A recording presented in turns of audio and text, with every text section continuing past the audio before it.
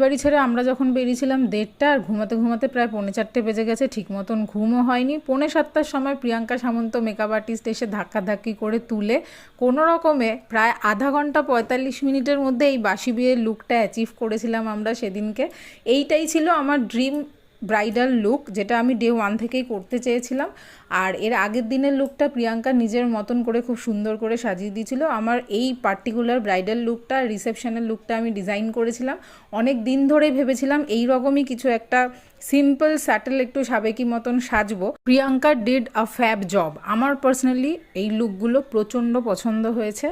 তো তারপর শুরু হয়ে গেছিলো বাসি বিয়ের রিচুয়ালস। আমাদের সম্প্রদানের পর রাত্রেবেলা আর বিয়ে হয় না, যজ্ঞ থেকে পরবর্তী দিন বাসি বিয়ের রিচুয়ালস হয়। আর যজ্ঞ পরবর্তী যত রিচুয়ালস সেগুলো পরের দিন সকালেই হয়েছিল।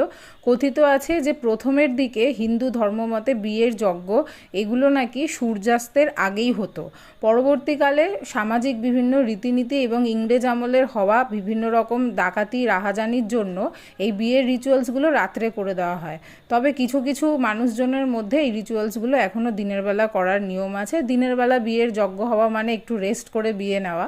আর এই যে আমার বর এখানে যেভাবে সিঁদুর পরিয়েছে, সবাই বলেছে যে as if he is pro in this work.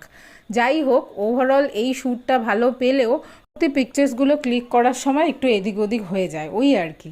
এই দিন অত লোকজন ছিল না, শুধু আত্মীয় স্বজনরাই ছিল, তাই প্রচণ্ড মজা করেছি আমরা ফটোশ্যুট সমস্ত কিছুই হয়েছে, বিভিন্ন রকম রিচুয়ালস হয়েছে। পুকুর ডিঙানোর রিচুয়ালস ছিল, এখানে আমরা গামলা ডিঙিয়েছিলাম। আর এইটা করতে গিয়ে বিক্রম বেতালের মতন পোজ দিয়ে গেছি।